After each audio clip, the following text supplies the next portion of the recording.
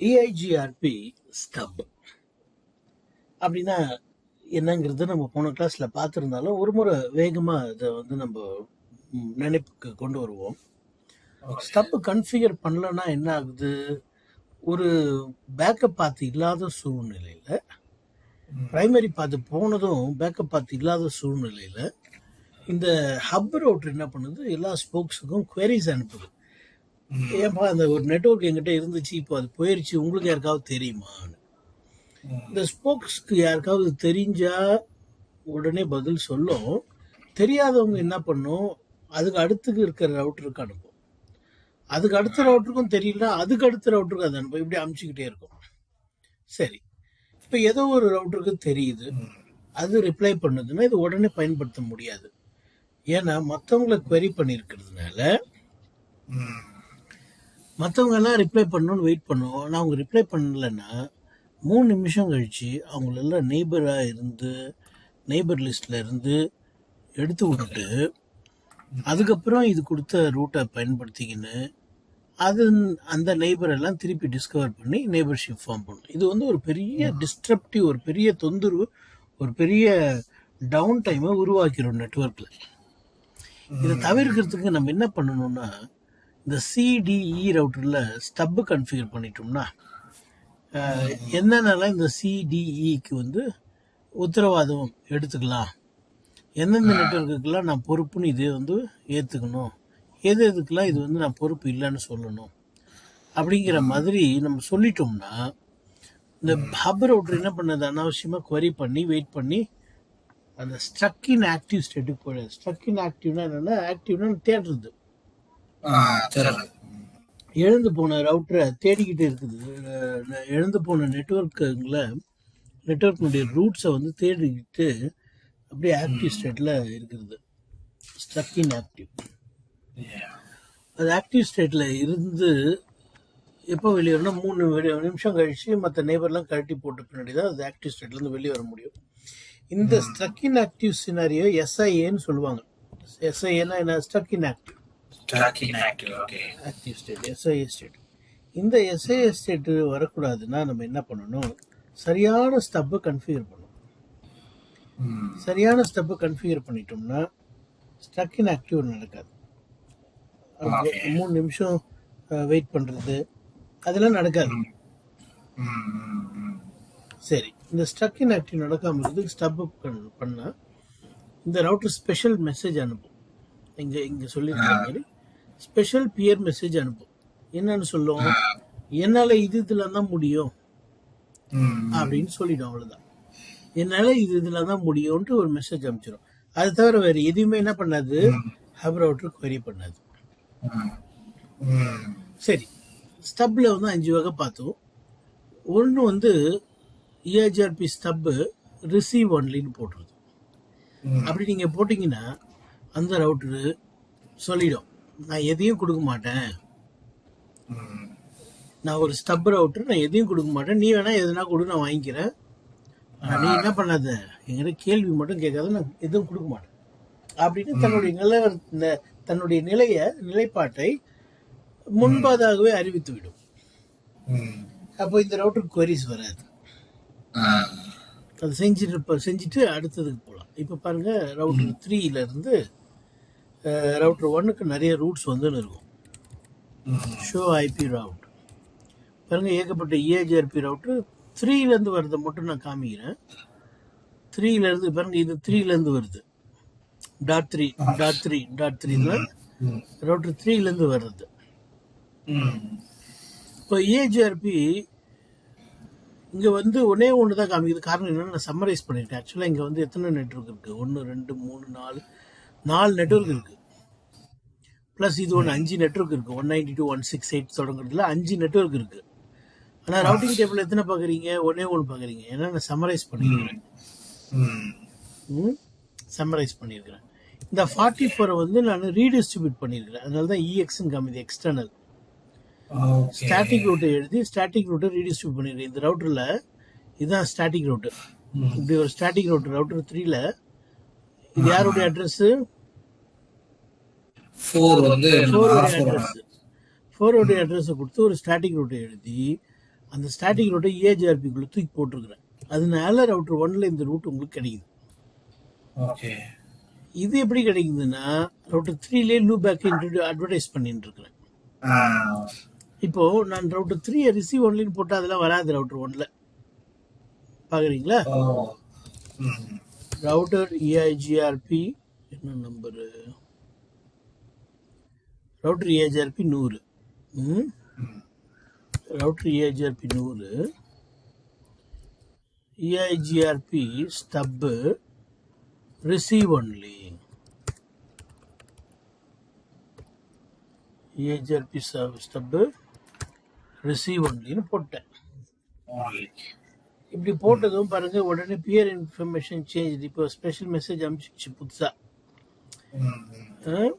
இப்போ போயிட்டு நீங்கள் ரவுட்டர் 1ல் பார்த்தீங்கன்னா முன்னால் பார்த்த எந்த ரூட்டும் இருக்காது. ரவுட்டர் 3லேருந்து எதுவுமே இல்லைப்பாங்க. ரவுட்டர் 3 கிட்ட ரவுட்டர் 1 எதையும் கேட்காது. இன்னொரு விஷயம், ரவுட்டர் 3 ரவுட்டர் 1ல் இல்லையே ஒழிய ரவுட்டர் 1 ரவுட்டர் 3ல் இருக்கும். இது யார்கிட்ட இருந்து வருது?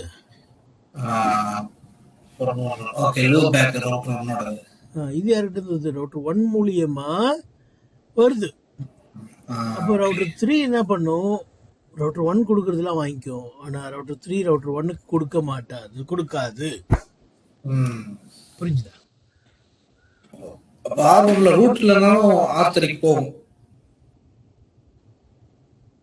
எப்படி போகும்? ரூட் தான் இல்லையே, அது எப்படி போகும்? பண்ணீங்கன்னா போவாது.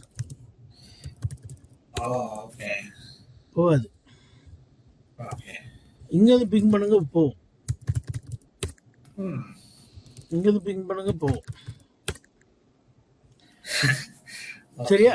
சார், இப்படி ஒரு சூழ்நிலை உங்களுக்கு இருக்குதுன்னா நீங்க இதை பயன்படுத்திக்கலாம். இந்த மாதிரி எனக்கு வேணும், ஹப் அண்ட் ஸ்போக் நடுவில் இந்த மாதிரி ஒரு ரிலேஷன்ஷிப் வேணும் பாருங்க. இதெல்லாம் ரியல் வேர்ல்டுல தேவைப்படுறதுனால தான் இதெல்லாம் ஒரு ஆப்ஷனா டிஃபால்ட்டா வச்சிருக்கான் சிஸ்கோ. கொடுக்க மாட்டேன், ஆனா நான் வாங்கிப்பேன். அது பேர் தான். ஆமா, ஐஎஸ்பி கிட்ட நான் வாங்கிப்பேன், ஆனா ஐஎஸ்பிக்கு நான் என்ன பண்ண மாட்டேன், கொடுக்க மாட்டேன். சரி, நல்ல எக்ஸாம்பிள் சொன்னீங்க. இப்போ அடுத்தது போலாம். கனெக்டட்னு போட்டேன்னா இப்போ ரிசீவ் ஒன்ல தூக்கிட்டு என்ன பண்ண போறேன்? கனெக்டட் போட போறேன். கனெக்டட் போட்டால் என்ன எதிர்பார்க்கலாம் நம்மனா, பாருங்க ரவுட்டர் 3க்கு இது கனெக்டடு, 3.3.3.3 கனெக்டடு.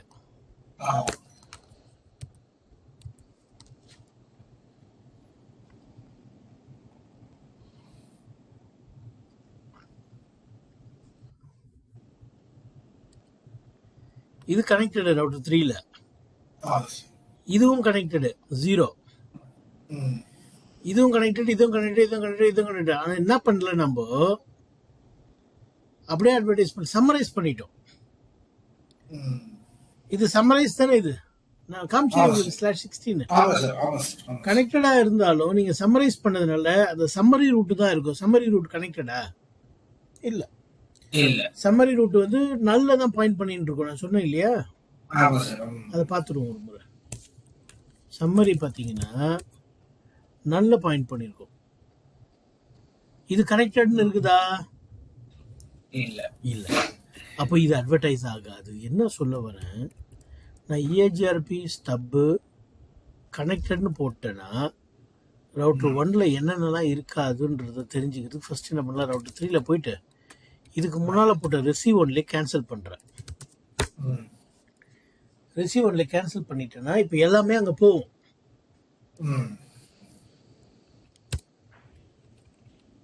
எல்லாமே வந்துடுச்சு. இப்போ இதுல இது கனெக்டடான்னு கேட்டா ரவுட்டர் 3ல இருந்து வந்தாலும் ரவுட்டர் 3ல இது கனெக்டடா இல்ல, நல் 0, அது கனெக்டட் இல்ல. என்ன ஆஹா இவ்வளவு சொல்லிட்டு பண்ணி ஆஹான்றீங்க? சீதை சித்தியா என்ன?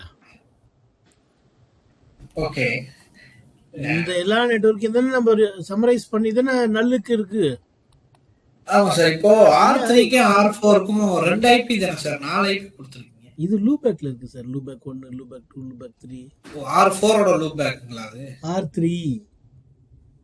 R3க்கு 333 அது லூபேக், இது லூபேக். ஆமா சார். பாருங்க சார், ஓகே ரவுட்டிங் டேபிள் பாருங்க சார், எத்தனை லூபேக் இருக்கு பாருங்க சார். லூபேக் 1, லூபேக் 2, நீங்க ஓகே கேட்ட 333 இங்க இருக்கு பாருங்க, லூபேக் 0. ஓகே ஓகே எல்லாம் டைரக்ட்லி கனெக்டடா? ஆமா சார். ஆமா. பாருங்க, ஷோ ஐபி இன்டர்ஃபேஸ் பிரீஃப் பாருங்க, எத்தனை லூபேக் இருக்கு பாருங்க. Okay sir. சரி, இப்போ வாங்க விஷயத்துக்கு வாங்க. இப்போ ரவுட்டர் 1ல, ம் ரவுட்டர் 3ல இது கனெக்டடா இருந்தாலும் ம் இது சம்மரைஸ் பண்ணப்பட்டதுனால இது கனெக்டடா இல்ல, இல்ல நல் ஜீரோ பாயிண்ட் பண்ணிட்டு இருக்கு இல்ல. ரவுட்டர் 3ல. ம் இது கனெக்டட் நெட்வொர்க்குடைய சம்மரி. இதை நான் ஆமா. எதுக்காக இப்படி உளறிட்டு இருக்கிறேன் திருப்பினா, நம்ம இப்போ ஸ்டப் கனெக்டட்னு சொல்ல போறோம். கனெக்டட்னு சொன்னா இதை அட்வர்டைஸ் பண்ணோம், ம் ஆனா வேற எதையும் அட்வர்டைஸ் பண்ணாது. ஏன்னா மற்றதெல்லாம் சம்மரைஸ். ஆமா. அப்புறமா இந்த இது இது ரீடிஸ்ட்ரிபியூட்டட், இதையும் அட்வர்டைஸ் பண்ணாது. இந்த 44 இப்போ இருக்கு இல்லையா, 44 ஆமா இருக்குதா, EX 44 ஆமா ஆமா. ஏன் 117 காமிக்குது? ஏன்னா அது எக்ஸ்டர்னல் ரீடிஸ்ட்ரிபியூட்டட். அட்மினிஸ்ட்ரேட்டிவ் டிஸ்டன்ஸ் 90 வந்து 90 லோக்கல். EIGRPக்கு, இன்டர்னல். எக்ஸ்டர்னல் 117 பார்த்துமா? ஆமா சார். பாருங்க, பார்க்கல இன்னொரு முறை பாருங்க. இன்டர்னல்னா இல்ல சார் 90, எக்ஸ்டர்னல்னா 170. சரிங்களா? ஆமா சார். ஆமா சார். சரி, இப்போ அதுவும் இருக்காது. நான் ரவுட்டர் 3ல வந்து கனெக்டட் மட்டும் கொடுப்பான்னு சொன்னா இதை கொடுக்காது, இதையும் கொடுக்காது. அப்ப எதை கொடுக்கும்னா இதை மட்டும் தான் கொடுக்கும் ரவுட்டர் 3. டைரக்ட்லி கனெக்ட் பார்க்கலாமா அதை? பார்க்கலாம் sir. Router EIGRP 100, EIGRP stub connected. இதுக்கு முன்னால ரிசீவ் ஒன்லின்னு போட்டோம், எதையுமே கொடுக்கல. ஆனா இப்போ எதையும் கொடுக்கலன்னா சொல்ல முடியாது, கனெக்டட் எல்லாத்தையும் கொடுத்துருச்சு. சம்மரி கொடுக்கல பாருங்க, இதை கொடுத்துருச்சு ஆமா சார். கனெக்டடு, இதுவும் கனெக்டடு. சம்மரி கொடுக்கல பாருங்க, சம்மரி /16 இருந்துச்சு இல்ல, ஆமா சார். அது கொடுக்கல. ஓகே புரியுதா? கனெக்டட் எல்லாத்தையும் கொடுத்துருச்சு. நான் காமிச்சேனே லூபேக் எல்லாமே கனெக்டட்னு. ஆமா. சரி, இப்போ இதையும் எடுத்துடலாம். எக்ஸ்டர்னல் இருக்குதா? இல்ல சார். 45 ரீடிஸ்ட்ரிபியூட் வரல. சம்மரி இருக்குதா? சம்மரியும் இல்ல. இல்ல. இப்போ அடுத்து நம்ம என்ன பண்ண போறோம், சம்மரி தான் போட போறோம். இதை தூக்கிட்டு பாத்தீங்கன்னா இப்போ சம்மரி வந்துடும், கனெக்டட்ல சம்மரி வந்துடும், ரீடிஸ்ட்ரிபியூட் வந்துருச்சு, 333 கனெக்டட் இருக்கு. இப்போ என்ன பண்ண போறேன், EIGRP ஸ்டப் சம்மரி மட்டும் சொல்லிடுறேன். அப்போ எது மட்டும் தான் வரும்னா 192.168.0.0/16 மட்டும் தான் இருக்கும். இப்போ போய் செக் பண்ணோம்னா இது மட்டும் தான் இருக்கும், ஓகே இது வராது. ஈவன் 3333 கூட வராது, ஏன்னா அது கனெக்டட், அது சம்மரி கிடையாது. செக் பண்ணுவோமா? பாருங்க, 333 இருக்குதா? இல்ல சார். எக்ஸ்டர்னல் இருக்குதா? 44 இல்ல இல்ல இல்ல இல்ல. ஆனா சம்மரி மட்டும் இருக்குதா? Summary last line. சரி, இப்போ இதை எடுத்துட்டு வெறுமனே EIGRP ஸ்டப்னு கொடுக்குறேன். அப்படின்னா நம்ம என்னன்னு பார்த்தோம், சம்மரியும் கனெக்டடும்.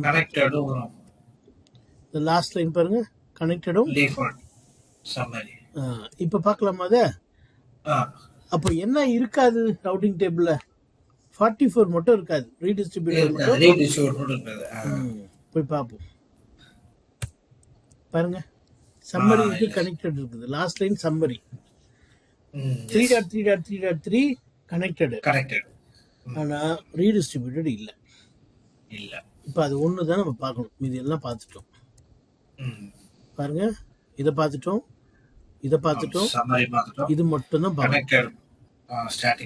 இதுதான் ரீடிஸ்ட்ரிபியூட்டட். சரிங்களா? இப்போ அதுக்கு என்ன பண்ணியிருக்கிறேன், நான் ஒரு ஸ்டாட்டிக் ரூட்டர் ரவுட்டர் 3ல எழுதியிருக்கிறேன். அது தெரியுதா? அதுல ஏதாவது புரியாது ஏதாவது இருக்கா ஸ்டாட்டிக் ரூட்டர்? உங்களுக்கு இந்த ரீடிஸ்ட்ரிபியூட் மட்டும் எப்படின்னு காமிக்கணும் நான். ரவுட்டர் 3ல போயிட்டு show run section router EIGRP. இங்கே பார்த்தீங்கன்னா EIGRP ஸ்டப்பு, சாரி இது EIGRP ரீடிஸ்ட்ரிபியூட் ஸ்டாட்டிக்னு போட்டுருவேன். EIGRPக்குள்ள அதாவது நான் ஒரு ஸ்டாட்டிக் ரூட் ஏதாவது எழுதியிருந்தேன்னா அது எல்லாத்தையும் EIGRPக்குள்ள போட்டு விடு. ஆனால் EIGRPக்கு மெட்ரிக் வேணுமே. ஸ்டாட்டிக் ரூட்டுக்கு மெட்ரிக் இருக்குதா? இல்லை. ஆனால் EIGRPக்கு 5K வேல்யூஸ் வேணும்ல. அதான் இது bandwidth, delay, sorry bandwidth, reliability, delay, load, அப்புறமா MTU. நான் தான் இது கொடுத்தாலும் அது கன்சிடர் பண்ண போகிறது இதையும் இந்த மூணாவதையும் தான். சரிங்களா? இப்படி ரீடிஸ்ட்ரிபியூட் பண்ணதுனால தான் ரவுட்டர் 1ல நீங்க என்ன பார்த்தீங்க? EX. ஆமா, EX பார்த்தீங்க. இப்போ என்ன பண்ண போறோம் நம்ம? இதுக்குள்ள போயிட்டு இதை தூக்கிறோம். எதை தூக்கிறோம்? EIGRP ஸ்டப்பை தூக்கிறோம். தூக்கிட்டா இப்போ எல்லாமே வந்துடும். வந்ததும் நம்ம என்ன பண்ண போறோம்? EIGRP ஸ்டப் ஸ்டாட்டிக் மட்டும் கொடுக்க போறோம். அப்படின்னா என்ன எதிர்பார்க்கணும் நம்ம? இப்போ எல்லாமே வந்துடுச்சு. நம்ம ஸ்டாட்டிக் மட்டும் போட்டா இது வராது. இது ஏன் வராதுன்னா இது சம்மரி வரக்கூடாது. இது வராது. ஏன் வராதுன்னா கனெக்டட். ஆனா இது வரும். என்ன நம்ம ஸ்டாட்டிக் அந்த லைன் மட்டும் வரும். பார்க்கலாமா? EIGRP static, sorry stub static போட்டாச்சா? இப்போ போயிட்டு இப்போ இன்ஃபர்மேஷன் சேஞ்சுன்னு வந்துருச்சு. இப்போ போயிட்டு ரவுட்டர் 1ல பாருங்க 333 காணல. 192.168.0.0/16 இல்லை, வெறும் 44 தான் இருக்கு. புரிஞ்சுதா? ஸ்டப்பு புரிஞ்சது சார். ஆனா எனக்கு ரீடிஸ்ட்ரிபியூட் புரியல சார். அது ஒன்றும் கிடையாது. ஒரு இல்ல சார், அந்த வேல்யூ லோடு எதனாலையும் 1500 எதனாலையும் கொடுக்கலாம். இப்போ நான் உங்களுக்கு கொடுக்குறேன் பாங்க. உங்களுக்கு ஸ்டாட்டிக் ரூட் எழுதுறதுக்கு தெரியும்ல? தெரியும் சார். சரி, ஒரு நிமிஷம். இப்போ உங்களுக்கு கண்ணுக்கு முன்னாடி நான் செஞ்சு காமிக்கிறேன். ரவுட்டர் EIGRP 100 அந்த லைனை சுத்தமாக தூக்கிறோம் ஃபஸ்ட்டு. சரிங்களா? இங்கே இந்த லைனை எடுத்துடுறேன். எடுத்துடுறேன். இப்போ எடுத்த பின்னாடி நீங்கள் அங்கே போனீங்கன்னா ரவுட்டர் 1ல அந்த ரூட் இருக்காது. சம்மரி ரூட் இருக்குது, 3.3.3.3 இருக்குது, ஸ்டாட்டிக் ரூட்டு இல்லை, ரீடிஸ்ட்ரிபியூட் ரூட்டு இல்லை, எக்ஸ்டர்னலி இல்லை, 170 இல்லை, இல்லையா? இப்போ பாருங்க, ரீடிஸ்ட்ரிபியூட் ஸ்டாட்டிக் ரூட். நான் கொடுத்த ஸ்டாட்டிக் ரூட்டை ரீடிஸ்ட்ரிபியூட் பண்ணுப்பா அப்படின்ட்டு என்டர் பண்ணீங்கன்னா எடுத்துக்கோ. ஆனால் ரீடிஸ்ட்ரிபியூட் பண்ணாது. மெட்ரிக் கொடுக்கணும் கட்டாயம். மெட்ரிக் ஃபர்ஸ்ட் என்னது? பேண்ட்வித். நீங்களே தோராயமாக ஏதோ கொடுக்குறதா? கட்டாயம் இன்டர்ஃபேஸில் இருக்கிற பேண்ட்வித்தே கொடுக்கணும்னு இல்லை. என்ன பேண்ட்வித் கொடுக்கணும் நீங்களே சொல்லுங்களேன். ஏதோ ஒரு நம்பர் சொல்லுங்க. 200. சரி, அடுத்தது டிலே எவ்வளோ கொடுக்கலாம்? டிலே 10 கொடுக்கலாம். 10. அடுத்ததுன்னா ரிலையபிலிட்டி எவ்வளோ கொடுக்கலாம்? அது வந்து ஒரு 50. சரி, லோடிங்னு போட்டுருப்பாங்க ப்ராக்கெட்ல. லோடு எவ்வளோ கொடுக்கலாம்? லோடு வந்து ஒரு